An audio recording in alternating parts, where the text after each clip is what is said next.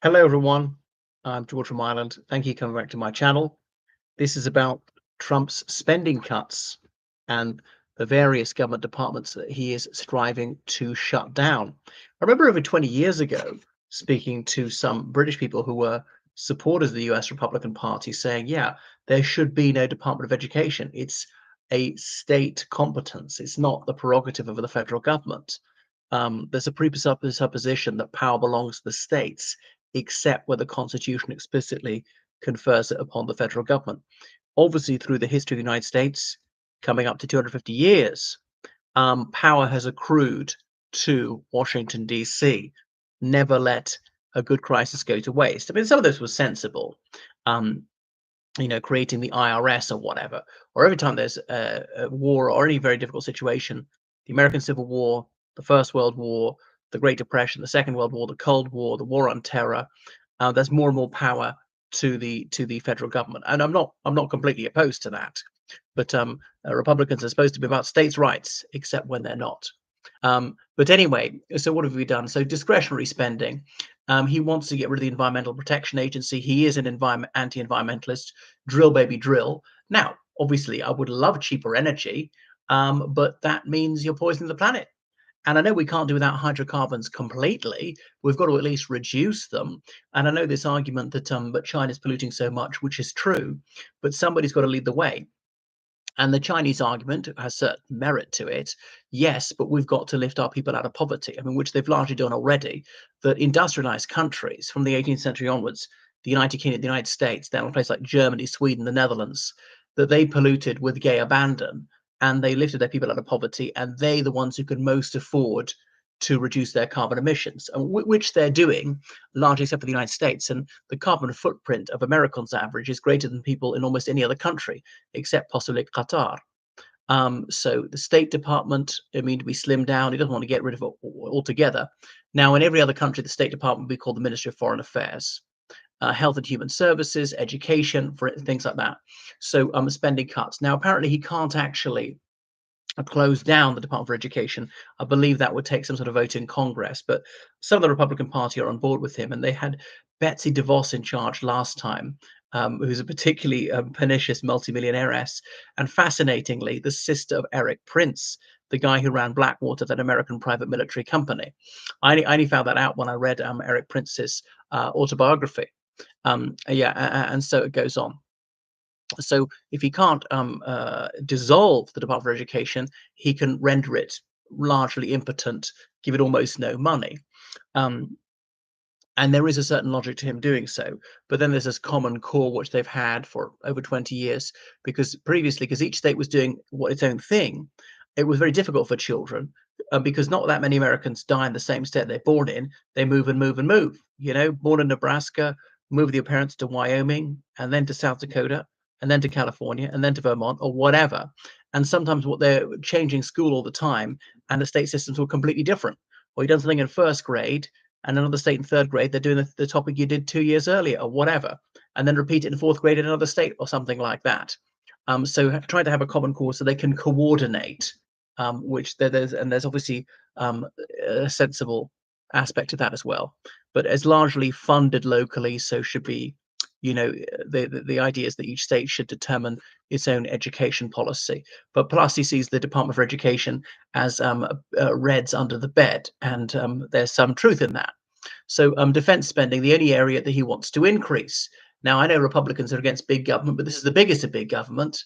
And this is where it's taking money from people, even though they don't want it taken, to be used for things that they don't always want it, because you might, even if you want to have defense, you don't think we necessarily need this aircraft carrier or this new tanker, that new fighter jet or something like that, or fighting wars, and you don't always agree with it, but it's going to happen anyway.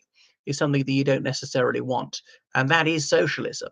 Publicly owned things, the military's been able to take away people's property, sometimes in wartime in the United States. So all the sort of things that Republicans are supposed to be against. And I'm actually not a pacifist. I do agree you need armed forces, and Republic of Ireland, we need are way stronger. The United Kingdom needs are somewhat stronger. So some of these social safety net programs that he's going to eviscerate. And of course, he relies on quite a lot of low income people, particularly if they're whites, middle-aged elderly whites, particularly their church-going, gun-owning, and rural whites. Uneducated people prefer him. I wonder why.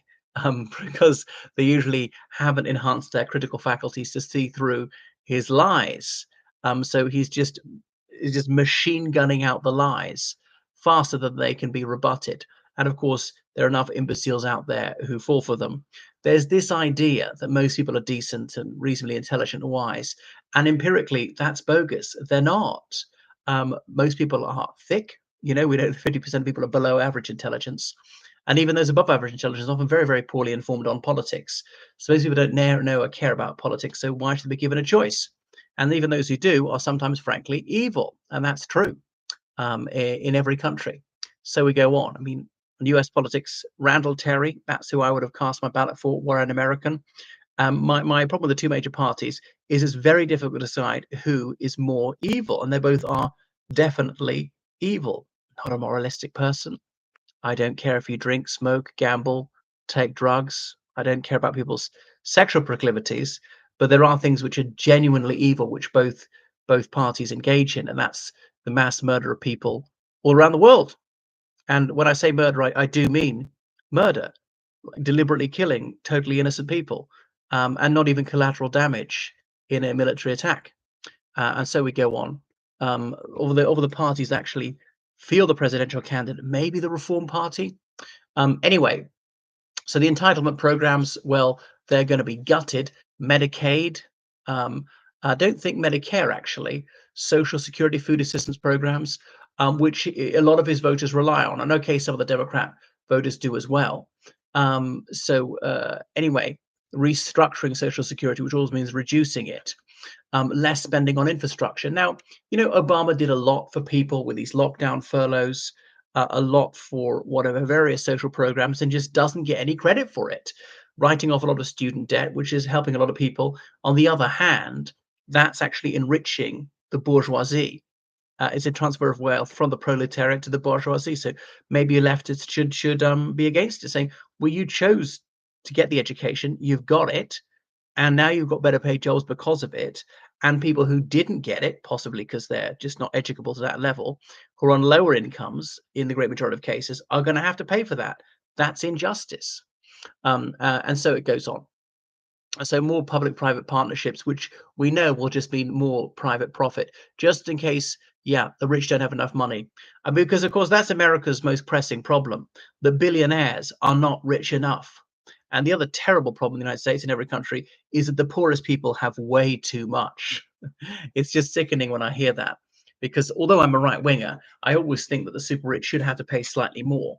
When I see sort of gross inequality, having come back from Cape Town, a city of so many multimillionaires, I don't resent them that, but they're people in abject penury.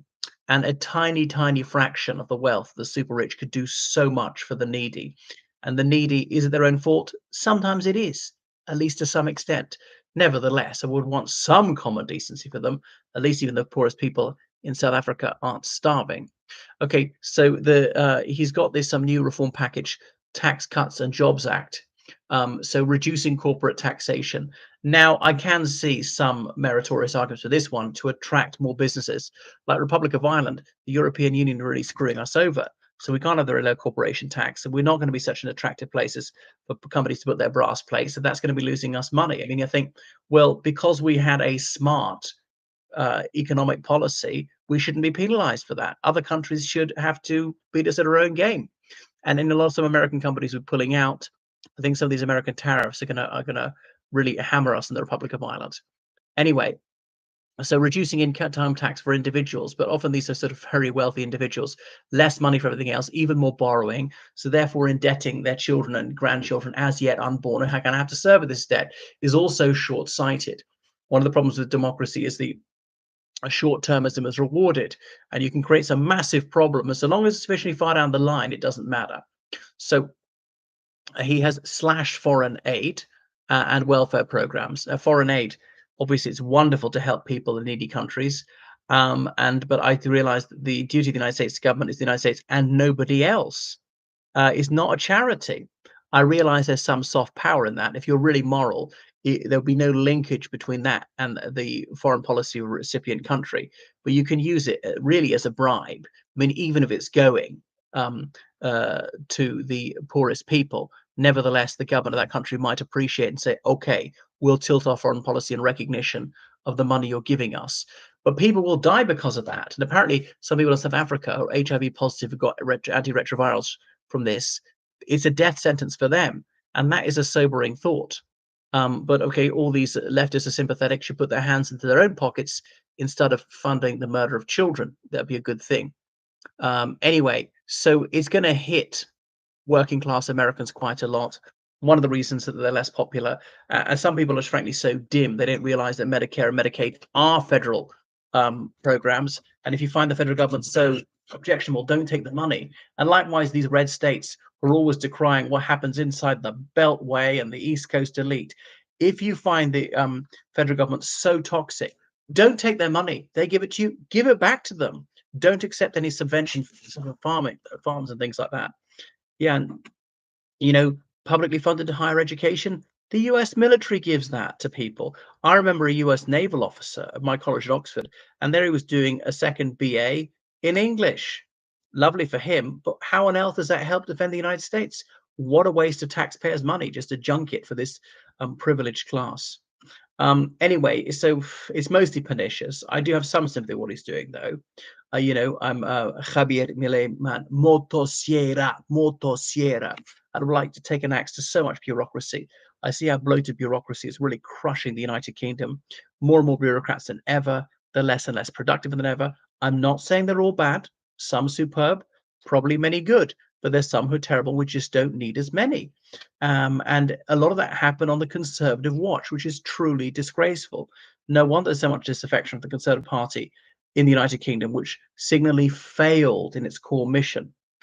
Right. Well, thank you for watching my channel. Make sure you subscribe on Patreon, donate PayPal, georgecallahan79@gmail.com. Goodbye.